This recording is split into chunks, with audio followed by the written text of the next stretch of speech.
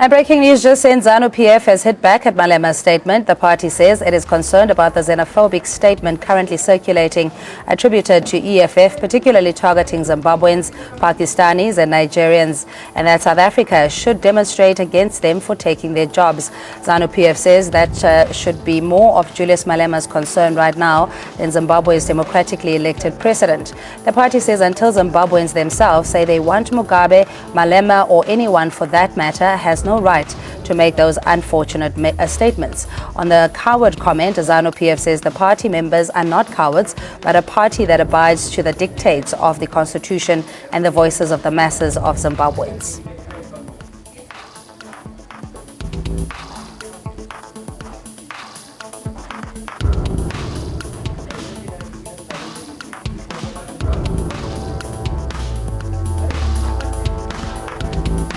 And if you've just missed it, news just coming in now, ZANU-PF has responded to Malema's statement. The party says it is concerned that the xenophobic statement currently circulating attributed to the EFF, particularly targeting Zimbabweans, Pakistanis and Nigerians, and that South Africans should demonstrate against them for taking their jobs. ZANU-PF says that should be more of Julius Malema's concern right now, rather than Zimbabwe's democratically elected president. The party says until Zimbabweans themselves say they want Mugabe to go, Malema or anyone for that matter has no right to make those unfortunate statements. On the coward comment, ZANU-PF says the party members are not cowards, but a party that abides to the dictates of the constitution and the voices of the masses of Zimbabweans.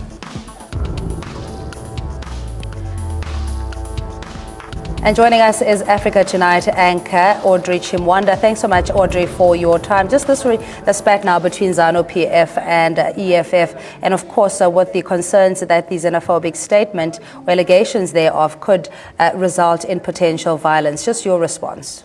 Obviously a very strong worded response there from the ZANU-PF chair here in South Africa, making it very clear that it is not Malema's place to tell Zimbabweans when Mugabe must go, and is a democratically elected leader, and he will stay that way until the people of Zimbabwe go back to the polls that's next year in 2018 and vote. As you know, that Mugabe has been chosen once again by the ruling party ZANU-PF to be the candidate running for ZANU-PF president and ultimately for presidency in Zimbabwe. Just a very confusing sentiments there coming from Julius Malema. If you remember, a couple of years ago, he was singing praises for President Robert Mugabe, just alluding to just being very headstrong and fighting the West. And of course, others have alluded to his visit to the United Kingdom, where he's supposed to have had this controversial meeting with the imperialists there. And this is how he has now come back and calling for a regime change in Zimbabwe. Some of them saying that he's speaking on behalf of the British imperialists that is supposed to have met there. If we see what's been happening here in South Africa as well, his silence on ABSA, others alluding his stance on ABSA and not asking them to pay back the money as well on that visit to the United Kingdom. And we just wait to see what happens when it comes to elections in 2018. What happens now going forward with the relationship between ZANU-PF and economic freedom fighters? Well, it remains very sketchy. Back to you, Cindy. Audrey, but the supremacy of and the independence of Zimbabwe also cannot be threatened or necessarily controlled from the other side of the borders, in the sense, as you're saying, that it's a democratic process that brought Robert Mugabe there, and the impression, I suppose, maybe conventional wisdom is that he's still imposing himself, and that the general masses or Zimbabwean population does not want him as leader. Can you give us a perspective there? Oh, absolutely, Cindy. Like they said, it's not his place to call on who should be leading Zimbabwe, especially from across the border, also saying that they will not stoop low to Malema's comments and even respond to that, because as far as they're concerned, he's still very young in politics and wet behind the ears, so to speak. So they will not be responding to him. Mugabe, a revolutionary leader who obviously is a leader of a revolutionary party that is in very close ties with the ANC, and they remain seeing him that way and respecting him in that regard. All right, so you could say that there is some political grandstanding, if you will, as you rightfully say, that the ANC government is in support of the ZANU-PF party and especially the revolutionary aspect of dealing with matters concerning society in Zimbabwe. But having said that, though, what about the also the aspersions made around the Nigerians and Pakistanis, the criticism of Zimbabweans, and the threat that they're taking away a livelihood from South Africans? We've heard this talk before. The Human Rights Commission and many other organizations had warned against necessarily fueling a potential outburst of xenophobic attacks.